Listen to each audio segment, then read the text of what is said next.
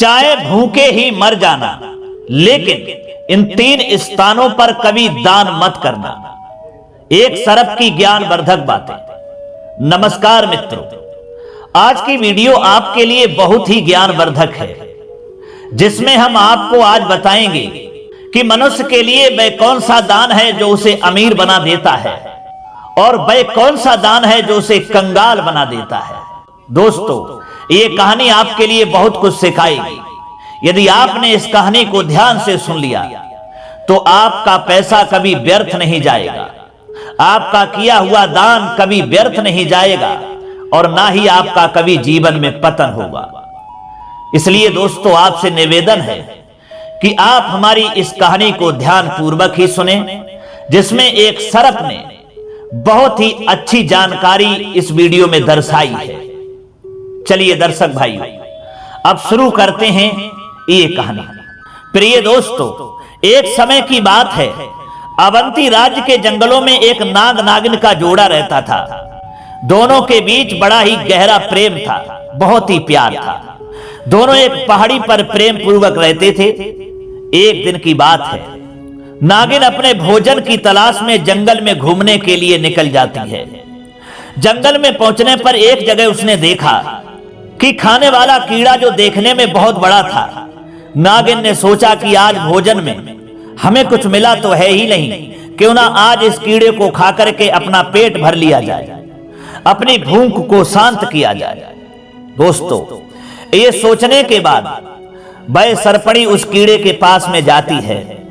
सरपणी उस कीड़े को अपना शिकार बनाने वाली ही होती है कि उस समय वह कीड़ा एक मनुष्य के रूप में बदल जाता है। उसने देखा कि कीड़ा एक दिव्य राजा के रूप में परिवर्तित हो गया। ये देख करके वह नागिन बहुत ही हैरान हो गई। राजा तो वहां से चला जाता है और नागिन वहां से भोजन की व्यवस्था करने के बाद में अपने नाग के पास में लौट आती है। प्रिय दोस्तों, नागिन ने यह बात अपने पति नाग से आकर के कही कि हे स्वामी, आज मैंने जंगल में एक बड़ी ही विचित्र घटना देखी है, जिसे देखकर मैं बहुत ही आश्चर्यचकित हूं। नाग ने पूछा, ऐसा तुमने क्या देख लिया जिसे तुम बहुत ही विचित्र बता रही हो? तब नागिन कहती है कि हे स्वामी, आज मैं जब भोजन के लिए जंगल में गई थी तो मैंने एक जगह पर एक बड़ा ही विशाल शरीर वाला कीड़ा देखा। मैंने सोचा कि उस कीड़े को अपना भोजन बना लिया जाए। जैसे ही मैं उस पर आक्रमण करने के लिए आगे बढ़ी तो वे कीड़ा एक राजा के रूप में बदल गया। ये बात मेरी समझ में नहीं आई। अगर वह कीड़ा था तो राजा कैसे बन गया? अगर वह कोई राजा था तो फिर वह कीड़ा कैसे बन गया?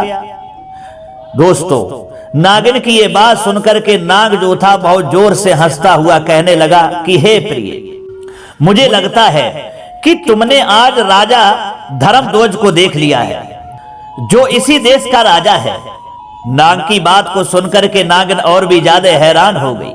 पूछने लगी कि हे स्वामी महाराज, राजा धर्मध्वज ने ऐसे कौन से बुरे कर्म किए थे जो उसे कीड़ा बनना पड़ा? वो इस तरह की अधम गति को क्यों प्राप्त हुआ? हमने तो सुना है कि हमारे अवंती के राजा बड़े ही धर्मात्मा हैं, बिना दान पुण्य किए तो वे भोजन भी नहीं करते हैं।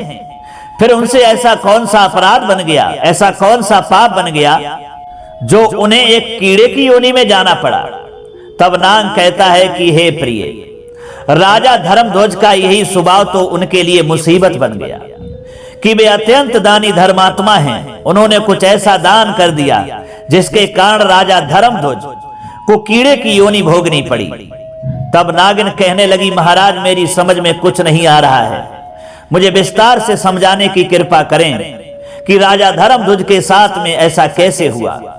तब नाग कहता है कि हे भद्रे, ध्यान से सुनो, मैं राजा धर्मध्वज के बारे में बताता हूं कि उसके साथ में ऐसा क्यों हुआ। नाग कहता है कि हे प्रिय, प्राचीन समय की बात है और इस प्रसिद्ध नगरी अवंतिका में एक महादानी राजा धर्मध्वज राज्य करता था। राजा धर्मध्वज इतने बड़े दानी थे कि जब तक वे अपने द्वार पर आए हुए भूखे भिखारी और याचकों को भोजन नहीं करा देते थे, तब तक स्वयं भी भोजन नहीं करते थे। ये उनका रोज का नियम था। पूरे राज्य में उनकी खूब प्रशंसा होती थी। नाग कहता है कि हे नागिन, वो राजा तो बड़ा धर्मात्मा था, पर उसके दान धर्म करने का भी एक नियम था। वो एक निश्चित समय था, यानी एक निश्चित समय तक ही दान बांटता था। राजा धर्मध्वज सुबह 10 बजे से दान बांटना शुरू करता और सूर्य अस्त होते होते दान बंद कर देता था। सूर्य अस्त के बाद अगर कोई उसके यहां आ जाता था तो वह उसे दान नहीं देता था, बल्कि अगले दिन आने के लिए कहता था। राजा की ख्याति धीरे धीरे देश विदेशों में फैल चुकी थी। राजा धर्मध्वज बड़ा ही महादानी राजा था। अब तो हर रोज उसके द्वार पर याचकों की भीड़ लगी रहती थी। वह प्रत्येक दीनहीन को दोनों हाथों की अंजलि में जितनी सोने की मुद्राएं आती थीं, उतना धन दे देता था। सभी याचक राजा की जय जयकार करते हुए चले जाते थे। प्रिय दर्शकों, उसी अवंतिका नगरी में एक किसी गांव में जंगल के आसपास एक ब्राह्मण परिवार निवास करता था। ब्राह्मण बड़ा ही तपस्वी था। उसकी पत्नी और वे दोनों बड़े आराम से अपना जीवन यापन वहीं पर कर रहे थे। दोनों की स्थिति जो थी वह बहुत ही खराब थी, लेकिन ब्राह्मण बड़ा तपस्वी था और भगवान में बड़ा ही आस्था रखने वाला था। वह कहीं भिक्षा मांगने के लिए नहीं जाता था, बहुत ही स्वाभिमानी था। अपनी मेहनत से जो भी कुछ कमा लेता, जो भी कुछ मिलता था, उसी से अपना और अपने बच्चों का पेट भरता था और इसी तरीका से समय को काट लेता और उसके बाद में अपना समय ईश्वर के भजन में बिताता था। एक दिन ब्राह्मण पत्नी ने अपने पड़ोस में जाकर किसी के मुंह से यह सुना कि महाराज धर्मध्वज बड़े ही दानी राजा हैं। ब्राह्मणी पड़ोसन से यह बात सुनकर आई और अपने पति से आकर के कहने लगी कि हे पतिदेव, मैंने सुना है कि अवंती के राजा धर्मध्वज बड़े ही दानी राजा हैं। उनके द्वार से आज तक कोई निराश लौट करके नहीं गया है। क्यों ना आप भी महाराज के दरबार में चले जाइए और राजा से दान ले आओ। राजा जो धन हमको देंगे उससे हमारी सारी गरीबी दूर हो जाएगी। दोस्तों, ये बात जब ब्राह्मण ने सुनी तो कहने लगा, देखिए, मेरी जिंदगी का आधा भाग तो बीत चुका है और आधी जिंदगी शेष बची है। वह भी मैं जैसे तैसे काट लूंगा, पर मैं किसी के द्वार पर हाथ फैलाने नहीं जाऊंगा। तब ब्राह्मणी बोली कि महाराज, आप कैसी बातें करते हो? जब आपका राजा दान दे रहा है तो प्रजा को दान लेने में कोई बुराई नहीं होती, और फिर हम तो एक ब्राह्मण ही हैं, हमारा धर्म है दान लेना। मैं कहती हूं कि तुम राजा के पास अवश्य चले जाओ और अपने परिवार का अच्छे से पालन पोषण करने की जिम्मेदारी निभाओ, क्योंकि कहते हैं हर गृहस्थ का यह धर्म होता है कि वह अपने परिवार को सुखी रखे और उसे हर सुख सुविधा प्रदान करे। जो लोग ऐसा नहीं करते हैं उन्हें भी परिवार का भरण पोषण न करने के कारण पाप लगता है। प्रिय दोस्तों, ये बात जब ब्राह्मण ने सुनी तो ब्राह्मण कहने लगा, ठीक है, यदि तुम कहती हो तो मैं अवश्य राजा के दरबार में जाऊंगा। दोस्तों, पत्नी के आग्रह करने पर ब्राह्मण देव राजा धर्मध्वज के दरबार के लिए चल देता है। शाम का समय था। चलते चलते ब्राह्मण को शाम हो गई। इधर राजा धर्मध्वज के दान देने का एक निर्धारित समय था। उस दिन राजा के दरबार में जितने भी याचक आए थे वे सब दान लेकर जा चुके थे। अब राजा का दान देने का समय समाप्त हो चुका था। सभी दान पेटिका पर ताले लगा दिए गए। इधर ब्राह्मण बड़ी दूर से राजा के पास पैदल चल करके आया, लेकिन उसके आते आते सूर्य अस्त हो चुका था। अब महाराज ने दान देना बंद कर दिया था। वह अपनी दान पेटिका को बंद करके राजा जो था वो महलों के अंदर जा रहा था। रास्ते में ही वह ब्राह्मण जो था वह मिल जाता है और वह ब्राह्मण कहने लगा, महाराज, मैंने सुना है आप हर दिन गरीबों को, याचकों को दान देते हैं। मैं भी एक गरीब ब्राह्मण हूं और काफी दूर से पैदल चल करके तुम्हारे दरवाजे पर आया हूं। कृपया मुझे भी दान दीजिए। प्रिय दोस्तों, सूर्य अस्त के बाद अपने पास एक ब्राह्मण को आया देख करके राजा कहने लगा कि ब्राह्मण देव, क्षमा करना, मेरा एक नियम है, मैं सूर्य अस्त होने के बाद दान देना बंद कर देता हूं। आप मेरे पास सूर्य अस्त के बाद आए हो, अब आप वापस लौट जाइए और प्रातः काल मेरे पास आना, तब मैं आपको दान दूंगा। कल जब आप मेरे पास आओगे तो आपको आज का भी और कल का भी दोनों दिन का दान दूंगा। इस समय मैं दान पेटिका पर ताला लगा चुका हूं और आपको मैं दान नहीं दे सकता। हे ब्राह्मण देव, इसके लिए मैं बहुत शर्मिंदा हूं, आप हमको क्षमा करें। दोस्तों, इधर जो ब्राह्मण था वह थोड़ा जिद्दी स्वभाव का था, तपस्वी था। राजा से परिचित नहीं था। कहने लगा, महाराज मुझे आज ही दान दे दीजिए, मैं कल तक इंतजार नहीं कर सकता, रोज रोज दान लेने के लिए आपके दरवाजे पर नहीं आ सकता।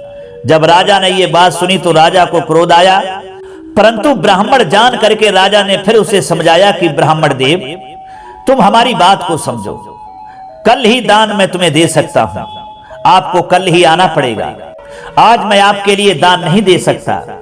फिर दोस्तों ब्राह्मण बोला, नहीं महाराज, मैं दान केवल आज ही लूंगा, कल मैं आपके पास कदापि नहीं आऊंगा। ये बात राजा को दोस्तों अच्छी नहीं लगी। राजा क्रोध में आया और क्रोधित होकर के राजा ने, वहां कुछ घोड़ों की लीद पड़ी थी, क्योंकि राजा जो था वह चलते चलते अस्तबल के पास पहुंच गया था जहां घोड़े बंधे होते थे। वहां पर जब लीद पड़ी थी, राजा ने देखा कि ब्राह्मण आज ही दान लेने की हट कर रहा है, तो दान के रूप में राजा ने घोड़े की लीद उठाकर ब्राह्मण के कमंडल में डाल दी। उसकी दोनों मुट्ठी में जितनी लीद आई उतनी लीद उठाकर ब्राह्मण को देने लगा। ब्राह्मण ने भी सम्मान से अपना जो भिक्षा पात्र था वह आगे कर दिया। राजा ने ब्राह्मण के कमंडल में लीद जो थी वह डाल दी। दोस्तों ब्राह्मण में लीद को लेकर सम्मान से अपने घर की ओर चल देता है। इधर घर पर उसकी पत्नी इंतजार कर रही थी, हमारे ब्राह्मण देव राजा से दान लेकर आते होंगे। ब्राह्मणी तो सोच रही थी कि राजा साहब उन्हें सोने की मोहरें देंगे, हमारी सारी दरिद्रता मिट जाएगी। दोस्तों उधर जब ब्राह्मण को आता देखा तो ब्राह्मण पत्नी बहुत ही खुश हुई, प्रसन्न हो गई और ब्राह्मण से कहने लगी कि हे पतिदेव, आज महाराज ने आपको कितना दान दिया है। मैं तुमसे कहती थी ना कि महाराज के दरबार में चले जाओ, महाराज हमारी गरीबी को मिटा देंगे। ये बात सुनकर के ब्राह्मण बोले, देवी, दान देने वाले ने दान दे दिया और मैंने उसे ले भी लिया। तुम एक काम करो, इस स्थान को गोबर से लीप दो, तब मैं तुम्हें राजा के द्वारा दिया गया दान दिखाऊंगा, नहीं तो ये दान अपवित्र हो जाएगा। दर्शक भाई, बड़ी खुशी के साथ ब्राह्मण पत्नी ने उस जगह को लीप दिया और उस जगह पर एक दीपक जला करके रख दिया और वहीं जाकर बैठ गई। उसके बाद ब्राह्मण देव ने वो लीद से भरा हुआ पात्र अपनी ब्राह्मणी को दे दिया। ये देख करके ब्राह्मणी बड़ी आश्चर्यचकित हुई और कहने लगी कि ब्राह्मण देव। उधर ब्राह्मणी ने जैसे ही वो कमंडल को खोला तो उसमें घोड़े की लीद थी। उसको देख करके ब्राह्मणी बड़ी आश्चर्य में पड़ गई और कहने लगी कि हे ब्राह्मण देव, ये कैसी मजाक आप कर रहे हैं, आपकी ये कैसी मजाक है। तब ब्राह्मण ने कहा, अरे प्रिय, राजा ने जो दान में दिया वो मैंने तुम्हें ला करके दे दिया। अब तो मित्रों ब्राह्मणी बड़ी दुखी हुई और ब्राह्मण से बोली कि राजा ने तो लीद का दान दिया है, क्या राजा के घर में धन की कमी हो गई थी। फिर ब्राह्मणी ने सोचा, चलिए कोई बात नहीं, महाराज से गलती हो गई होगी, आप राजा के पास कल चले जाना। दोस्तों ब्राह्मण बड़ा स्वाभिमानी था, कहने लगा, नहीं हे भद्रे, अब मैं महाराज के दरबार में कदापि नहीं जाऊंगा। उस दिन के बाद दोस्तों ब्राह्मण कभी राजा के पास दान मांगने नहीं गया। जैसे तैसे वह अपने जीवन को बिताने लगा। अपनी घास फूस की कुटिया में ब्राह्मण रह रहा था और धीरे धीरे मेहनत करके, मजदूरी करके अपना समय निकाल रहा था। मित्रों ब्राह्मण ने उस लीद को अपने घर के दरवाजे पर रख दिया। आपको बता दें, कहते हैं कि दान का जो फल होता है वह कर्ता को 1000 गुना होकर वापस मिलता है। यदि आपने अपने जीवन में किसी चीज का दान किया है तो परलोक में उसका फल हजारों लाखों गुना बढ़कर के मिलता है। राजा ने जो लीद का दान किया था वह लीद भगवान की कृपा से दिन दूनी रात चौगनी बढ़ने लगी। ब्राह्मण के घर के दरवाजे पर धीरे धीरे लीद का एक पहाड़ सा बनता चला गया। लीद का वो पहाड़ बढ़ते बढ़ते बहुत बीच में हो गया। जैसे ब्याज की दर धीरे धीरे बढ़ती है ना, उसी तरह राजा के दान का फल जो था वह बढ़ता जा रहा था। कुछ ही समय में वह एक विशाल टीला सा बन गया। ब्राह्मणी और ब्राह्मण उस दृश्य को रोजाना देखते थे। ब्राह्मणी ब्राह्मण से एक दिन पूछ बैठी कि महाराज इस लीद का अब क्या होगा, ये तो बहुत ही बढ़ रही है। हे नाथ, तुम तो वेदों के ज्ञाता हो, मुझे इसका मतलब बताइए। तब ब्राह्मण कहता है कि हे ब्राह्मणी, ये राजा का दान का फल बढ़ रहा है और इस फल को उसे ही भोगना पड़ेगा। यदि हम इसे उपयोग में ले रहे होते तो राजा को इसका शुभ फल प्राप्त होता। अब जब तक ये हमारे किसी काम की नहीं है तो इसका परिणाम अब राजा को ही भोगना पड़ेगा। ये बात सुनकर के ब्राह्मणी बड़ी सोच में पड़ जाती है। धीरे धीरे समय बीतता चला जाता है। दोस्तों, उस लीद का पहाड़ काफी बड़ा हो गया। 20-25 बरसें गुजर गई थीं। एक दिन की बात है, राजा धर्मध्वज वन में शिकार करने के लिए जाता है, परंतु राजा धर्मध्वज को उस दिन कहीं कोई शिकार नहीं मिला। जब कोई शिकार नहीं मिला तो राजाओं के पहले एक नियम होते थे कि राजा को जब कोई शिकार नहीं मिलता था तो वह बिना शिकार के वापस लौट करके नगर नहीं जाता था, चाहे उसे मार्ग में कहीं ठहरना ही क्यों ना पड़े। अब तो राजा धर्मध्वज विचार करता है कि शाम का वक्त हो गया है और सूर्यास्त होने के बाद किसी जीव को सताना क्षत्रियों का धर्म नहीं होता, इसलिए अब हमें शिकार के लिए वन में आगे नहीं जाना चाहिए और यहीं किसी स्थान पर ठहर जाना चाहिए। अब तो राजा साहब उस जंगल में ही अपने ठहरने का स्थान ढूंढने लगते हैं। नाग कहता है कि हे नागिन, ढूंढते ढूंढते मैं उसी ब्राह्मण के घर पे पहुंच गया जिसे राजा ने 20-25 वर्ष पहले लीद का दान दिया था, लेकिन राजा उस घटना को भूल चुका था। इधर दोस्तों, धर्मध्वज जब उस ब्राह्मण के घर पे पहुंच गया तो वहां पहुंचकर राजा ने ब्राह्मण से कहा कि हे ब्राह्मण देव, आज मुझे आपके यहां ठहरने के लिए स्थान चाहिए। राजा की बात सुनकर के ब्राह्मण कहने लगा, ठीक है, आपका हमारी इस कुटिया में स्वागत है। जो भी रूखा सूखा होगा उससे हम आपका सत्कार करेंगे। दोस्तों, राजा को ब्राह्मण पहचान नहीं पाया। उस रात राजा धर्मध्वज उस ब्राह्मण की कुटिया पर ठहर जाता है। मित्रों, ब्राह्मण की कुटिया में रूखा सूखा जो भोजन था उससे ही ब्राह्मण ने राजा का अतिथि सत्कार किया। इस प्रकार से भोजन करने के बाद राजा ने रात वहीं बिताई और इधर जब सवेरा होता है तो राजा की नजर ब्राह्मण की कुटिया के बाहर उसी लीद के ढेर पर पहुंच जाती है, जो अब एक पहाड़ के रूप में बन गया था। उस लीद के पहाड़ को देखकर राजा ब्राह्मण से पूछने लगा कि हे ब्राह्मण देव, आपकी छोटी सी घास फूस की कुटिया के बाहर ये लीद का ढेर कैसा दिखाई दे रहा है, जबकि आपकी कुटिया में तो कोई घोड़ा ही नहीं है। क्या वास्तव में आपके पास इतने सारे घोड़े हैं? तब ब्राह्मण ने उत्तर दिया, भैया, हम तो पूजा पाठ तब साधना करने वाले ब्राह्मण हैं, भला हमें घोड़ों से क्या काम। राजा कहने लगा कि आपके घर के बाहर ये लीद का पहाड़ कैसा है। तब ब्राह्मण उसे समझाता है, कहता है कि देखिए, तुम यदि जानना चाहते हो कि ये लीद का पहाड़ कैसा है, क्यों है, तो इसके पीछे एक बहुत बड़ा रहस्य छुपा है। दोस्तों, अब तो उस रहस्य को जानने की राजा की उत्सुकता बढ़ती चली गई। ब्राह्मण बोला, हे मुसाफिर, जानना चाहते हो तो सुनिए। 20-25 साल पहले की बात है, मेरी पत्नी ने मुझे जबरदस्ती राजा के यहाँ दान लेने के लिए भेजा था। इस अवंती देश का जो राजा है वह बहुत बड़ा दानी धर्मात्मा राजा है। वह रोजाना 1.25 मन सोने का दान करता है। तो अपनी पत्नी के कहने पर मैं राजा के पास दान लेने चला गया। मेरे पहुंचने पर पता नहीं राजा ने क्यों मुझे दान देने से इनकार कर दिया। इसके पीछे की वजह तो मैं नहीं जानता कि राजा ने ऐसा क्यों किया। जब मैं उससे दान लेने की जिद कर रहा था तो वह मुझे अगले दिन के लिए कह रहा था, लेकिन मैंने राजा की बात जो थी एक नहीं मानी और मैं ये जिद करने लगा कि मुझे आज ही दान चाहिए। तब राजा ने क्रोध में आकर के मेरे कमंडल में घोड़े की लीद जो थी वह उठा करके डाल दी। मैंने राजा का वह दान स्वीकार कर लिया। मैं उसे सम्मान सहित लेकर के अपने घर चला आया और मैंने उस लीद को यहाँ रख दिया, क्योंकि वह लीद मेरे कुछ काम की नहीं थी और दान की वस्तु को मैं नहीं फेंकना चाहता था। तो राजा ने पूछा, हे ब्राह्मण देव, राजा ने तो तुम्हें थोड़ी सी लीद दान में दी होगी, पर यह तो इतना बड़ा पहाड़ कैसे बन गया। तब ब्राह्मण ने समझाया, अरे भाई, हमारे वेद पुराण कहते हैं कि अगर कोई दान देने वाला जितना दान देता है उसका 1000 गुना फल उसको वापस मिलता है। राजा का वह दान समय के साथ 1000 गुना बढ़कर जमा हो गया है। अब अपने उस दान का फल राजा को खुद ही भोगना पड़ेगा, क्योंकि इसे हमने अपने उपयोग में नहीं लिया। तब नाग कहता है कि नागिन, ब्राह्मण की ये बात सुनकर के राजा के रोंगटे खड़े हो गए, पैरों के तले जमीन खिसक गई। राजा तो इस बात को भूल चुका था, लेकिन ब्राह्मण के बताने के अनुसार राजा को वो सारी बातें जो थी याद आ गई कि मैंने ही लीद इस ब्राह्मण को दान में दी थी। अब तो राजा बहुत ही घबरा गया। दोनों हाथ जोड़ करके ब्राह्मण से पूछने लगा कि ब्राह्मण देव, राजा इसका फल कैसे भोगेगा, मुझे बताइए। और इतनी बात और बता दो ब्राह्मण देव, क्या ये लीद का ढेर अब राजा को ही खाना पड़ेगा?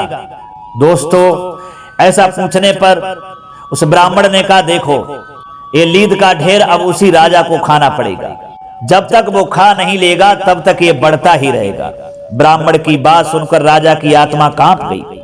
उसने सारी बात फिर बता दी और कहा कि मैं ही अवंती का राजा हूं, जिसने आपको लीद दान में दी थी। अब आप मुझे क्षमा करें और मुझे इतना उपाय जरूर बता दें कि मेरा उद्धार कैसे होगा। इतने बड़े विशाल लीद के पहाड़ को मैं कैसे खा पाऊंगा? ये तो बहुत बड़ा ढेर हो गया है, इसका कोई उपाय तो होगा। जब राजा ने अपनी पहचान बताई तो ब्राह्मण राजा को पहचान गया और कहने लगा, यदि तुम ही वो राजा हो तो इसका परिणाम तो तुम्हें ही भोगना पड़ेगा, क्योंकि दान देने वाला यदि किसी ऐसी वस्तु का दान देता है जो वस्तु अनुपयोगी है, जो वस्तु अखाद्य है, जिस वस्तु को दान में दिया जा रहा है वह दान पाने वाले के किसी काम की नहीं है, तो उस दान की गई वस्तु का फल व्यर्थ जाता है। लेकिन तुमने मुझे जानबूझकर ऐसी वस्तु दी थी जिसका फल बढ़कर अब 1000 गुना तुम्हारे लिए हो गया है। अब ये आपको ही भोगना पड़ेगा। दोस्तों, ये सुनकर के राजा ब्राह्मण के चरणों में गिर गया। राजा कहने लगा, हे ब्राह्मण देव, मुझे आप ही कोई उपाय बताइए, ये मेरा पाप कैसे नष्ट हो सकता है? तो ब्राह्मण कहने लगा कि हे राजन, ब्राह्मण ने बताया कि अपने किए का फल तो भोगना ही पड़ेगा। यदि तुम इस लीद को खाने से बचना चाहते हो तो एक दूसरा उपाय मैं तुम्हारे लिए बताता हूं। यदि तुम इस उपाय को कर लेते हो तो ये लीद तुम अकेले खाने से बच जाओगे, इसमें फिर बहुत सारे हिस्सेदार हो जाएंगे। यदि तुम वह उपाय नहीं कर पाओगे तो तुम्हें अकेले ही ये सारी लीद खानी पड़ेगी। तब ब्राह्मण ने उपाय बताया कि हे राजन, यदि आप अपनी स्वयं ही निंदा करवाओ, जितनी इस देश में तुम्हारी निंदा होगी उतनी ही लीद घट करके कम हो जाएगी। तब राजा बोला, महाराज, मेरी भला निंदा कौन करेगा?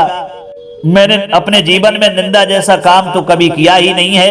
मैं तो एक दानी राजा हूं, लोग मेरी प्रशंसा करते हैं। तब ब्राह्मण ने कहा कि तुम एक काम करो, तुम्हारे जो कुल पुरोहित हैं उनकी एक परम सुंदरी कन्या है, तुम उन ब्राह्मण के घर में जाओ और उनकी कन्या का हाथ पकड़ जबरदस्ती लेकर अपने घर जाना और उनके मांगने पर भी उस कन्या को मत लौटाना।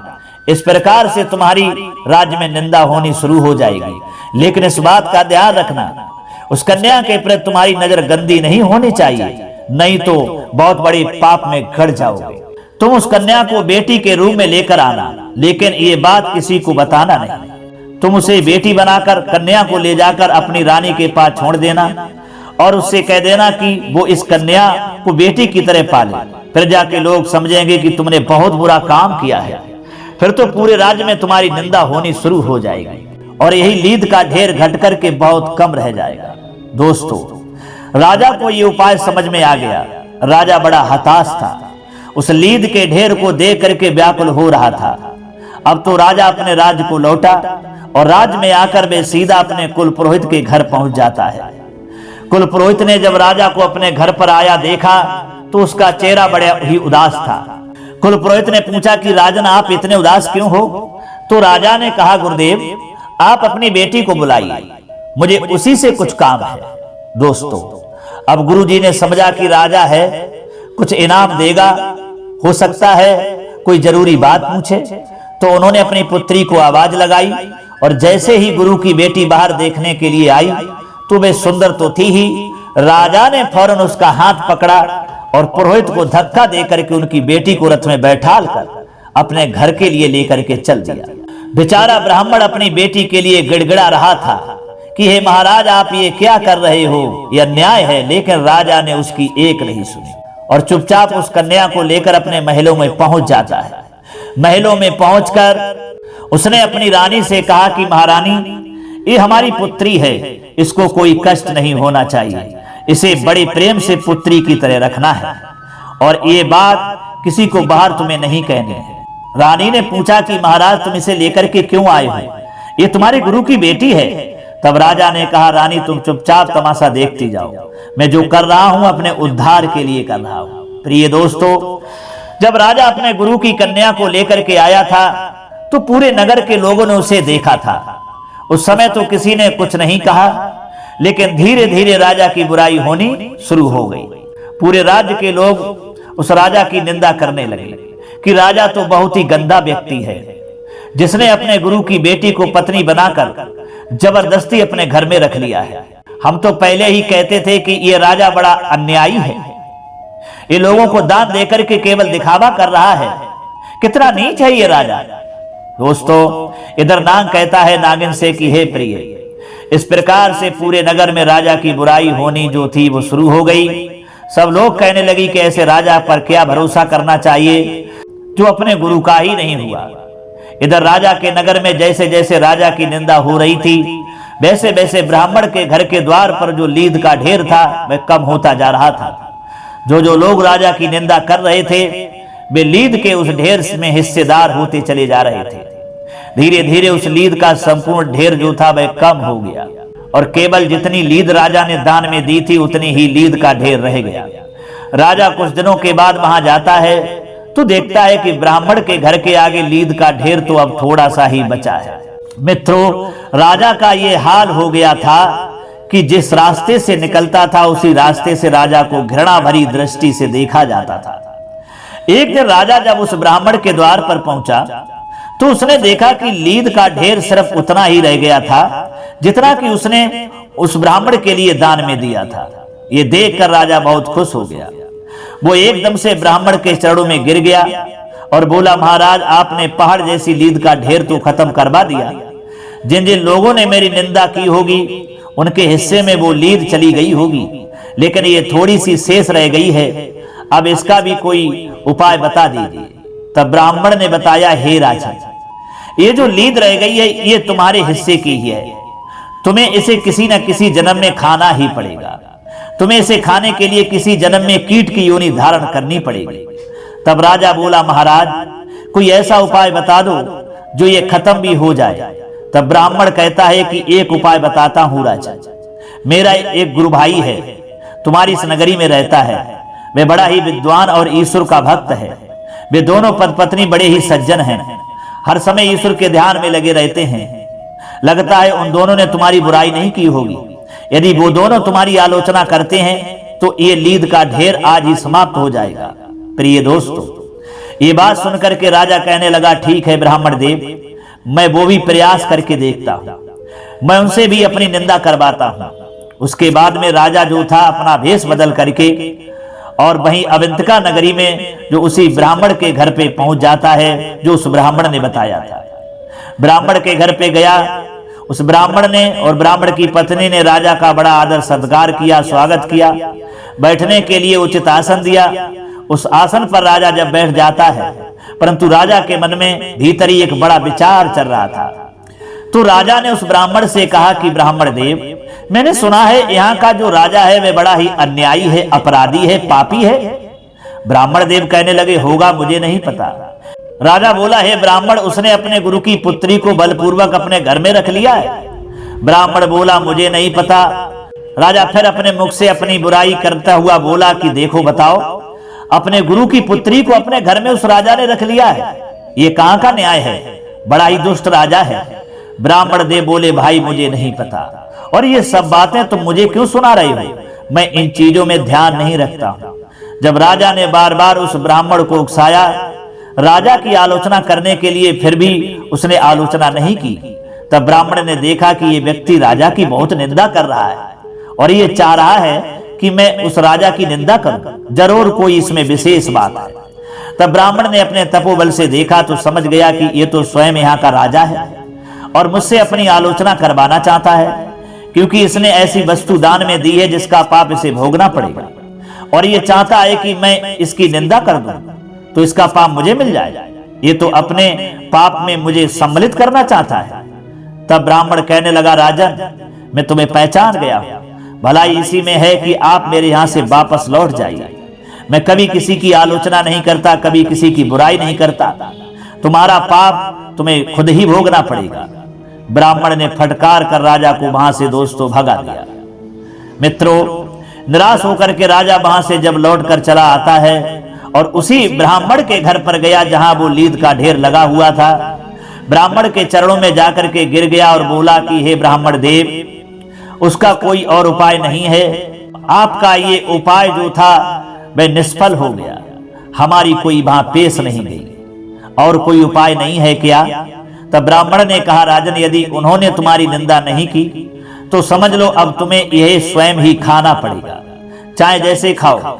दोस्तों, ये बात सुनकर के राजा कहने लगा कि हे ब्राह्मण देव, यदि मैंने इसके लिए कोई जन्म धारण किया और उसको तब खाया तो न जाने कितने जन्मों तक मुझसे ये पाप होते रहेंगे। क्यों ना आप अपने मंत्र शक्ति से मुझे कुछ समय के लिए कीट बना दो, कीड़ा बनकर के मैं इस लीद को खा जाऊंगा। ब्राह्मण कहने लगा, नहीं राजा, मैं तुम्हें कीट नहीं बना सकता, मैं विधि के विधान को नहीं बदल सकता, इतनी सामर्थ्य मेरे अंदर नहीं है, और यह काम तो विधाता का है। परंतु मैं तुम्हें इतना जरूर बताता हूं कि यहां से मरने के बाद तुम एक कीट बनोगे, और जब तुम अपने हिस्से की इस लीद को खा जाओगे तब तुम इस श्राप से मुक्त हो जाओगे, क्योंकि तुमने जीवन में कोई पाप नहीं किया है, हमेशा दान दिया है, तुम्हारी महादानियों में गिनती है, तुमने हमेशा भूखे गरीबों को दान लुटाया है, इसलिए तुम्हारी गिनती महादानियों में गिनी जाती है। परंतु तुमसे एक भूल हो गई है, इसलिए तुम्हें यह खानी ही पड़ेगी। कीट तो तुम्हें अवश्य ही बनना पड़ेगा, लेकिन इसको खाते ही तुम अपनी मानव योनि को पुनः प्राप्त हो जाओगे। दोस्तों, नाग कहता है अपनी नागिन से कि हे प्रिय, कुछ दिनों के बाद राजा धर्मध्वज की मृत्यु हो जाती है, और मृत्यु के बाद उसे गोबर खाने वाले कीड़े के रूप में जन्म मिलता है, और जिस जगह पर वह लीद पड़ी हुई थी उसी जगह पर कीड़ा जाकर के लीद खाने लगता है। धीरे धीरे कई वर्षों में उस लीद को वह कीट खा जाता है। लीद को खाते खाते वह कीड़ा बहुत बड़ा हो गया था। खाते खाते उसने अपने हिस्से की सारी लीद जो थी वह समाप्त कर दी थी, बस थोड़ी बहुत शेष कण रह गए थे। एक दिन वह कीड़ा उन्हीं कणों को खा रहा था, तो इधर नाग अपनी नागिन से कहता है कि हे प्रिय, तभी तुम्हारी नजर उस कीड़े पर पहुंच जाती है। उसे देखकर तुमने समझा कि मुझे भोजन मिल गया। जैसे ही तुमने उस पर आक्रमण करना चाहा, वह अपने हिस्से की सारी लीद समाप्त कर चुका था, और उसी क्षण उसका पाप नष्ट हो गया और वह मनुष्य रूप में प्रकट हो गया, और दिव्य देह पाकर वह सीधा स्वर्गधाम के लिए प्रस्थान कर गया। नाग बोला, हे नागिन, जरूर तुमने उसी राजा धर्मध्वज को देख लिया होगा, जिसने क्रोध में एक ब्राह्मण को लीद दान में दी थी, जिसके कारण वो एक कीड़े की अधम योनि में पैदा हुआ था। प्रिय दोस्तों, कहते हैं जो व्यक्ति अनुपयोगी वस्तु का दान देता है, परिहास बस दान देता है, क्रोध के वशीभूत होकर के किसी को दान देता है, अहंकार में किसी को दान देता है, वो हमेशा पाप का भागी होता है। दान देने से पहले मनुष्य को अपनी अंतरात्मा को टटोल लेना चाहिए, और यदि दान देने की सामर्थ्य नहीं है तो दान नहीं देना चाहिए, और अगर दे तो इन बातों का विशेष ध्यान रखना चाहिए, क्योंकि आप क्रोध बस, उपहास बस और किसी अनुपयोगी वस्तु का दान देते हैं, या भोजन कराते हैं, या बूढ़ी गाय को दान देते हैं, तो देने वाला नरकगामी होता है। जब भी कोई चीज दान में दें तो ये सोच लें कि वह वस्तु उसके किसी न किसी काम में आती है या नहीं आती है। यदि उसके वह वस्तु काम में नहीं आती है तो वह दान नहीं कहलाएगा, और यदि काम में आती है तो वह दान है। कहते हैं हमारे द्वारा दिया गया दान हमें कई गुना होकर वापस मिलता है, चाहे वह इस जन्म में मिले या अगले जन्म में। चाहे वह दान अच्छा हो चाहे बुरा हो, लेकिन उस दान का फल हमें 1000 गुना अवश्य मिलेगा। यदि हमने किसी के लिए खाने की वस्तु दान की है तो आने वाले कई जन्मों में हमारे लिए कभी भोजन का संकट नहीं होगा। यदि हमने किसी का मजाक उड़ाया है और अहंकार बस हमने उसको दान दिया है तो उसका फल हमें कई गुना होकर भोगना पड़ेगा। दर्शक भाइयों, इस प्रकार से राजा को वो लीद खा करके ही उस पाप से छुटकारा मिला। तो बंधुओं, कहते हैं ऐसी किसी चीज को आप दान ना देना जो किसी के काम ना आए, और कोई भी वस्तु दान में दें तो इन बातों का विशेष ध्यान रखें कि उस समय आप क्रोध की मुद्रा में तो नहीं हैं, उस समय आप अहंकार में तो नहीं हैं। अगर इस तरह आप हैं तो उसका उल्टा फल आपको भोगना पड़ेगा। यही कहानी दोस्तों हमें सिखाती है। कहने का मतलब है, इस कहानी का ये सार है। कहानी ये बताती है कि यदि हम किसी को दान देते हैं तो हमारे अंदर ना तो अहंकार होना चाहिए, न किसी का उपहास हमें करना चाहिए, और हमें किसी को अगर वस्तु दान देनी है तो वो वस्तु उसके काम आ जाए तो सही है। अगर वह वस्तु किसी के काम ना आए तो हमें उस वस्तु को दान भी नहीं करना चाहिए। इन चीजों का विशेष ध्यान रखना चाहिए। और अगर इन चीजों का व्यक्ति ध्यान नहीं रखता है और ऐसी ही जगहों पर, ऐसे स्थानों पर अगर मनुष्य ये दान करता है, इस तरह से दान करता है, तो उसे उसका फल भोगना ही पड़ता है। चाहे उसका फल अच्छा मिले चाहे बुरा मिले, वो उसे भोगना ही पड़ेगा। यही विधि का विधान है। यही कहानी दोस्तों ये सिखाती है। हमें उम्मीद है दोस्तों ये कहानी आपको पसंद आई होगी। अगर ये कहानी आपको अच्छी लगी है तो कमेंट बॉक्स में हमें कीमती राय जरूर देना। अब क्षमा चाहते हैं दोस्तों, पुनः मिलेंगे अगली वीडियो में किसी और चर्चा में। सभी दर्शक भाइयों, सब्सक्राइबर भाइयों के लिए धन्यवाद। राधे कृष्णा, नमस्कार।